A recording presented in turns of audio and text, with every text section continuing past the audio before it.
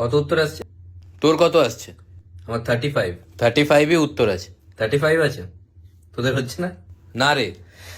হবে কি করে? দেখ, অঙ্কটা কি? একটা আবেগ। প্রথমে মানে অঙ্কটা দেখে তোর ভেতর থেকে আসতে হবে যে এটা আমি পারবো। আগে তো এটা আত্মবিশ্বাস, না এটা আমার দ্বারা সম্ভব, এই একটা বিলিফ ভেতরে আনতে হবে।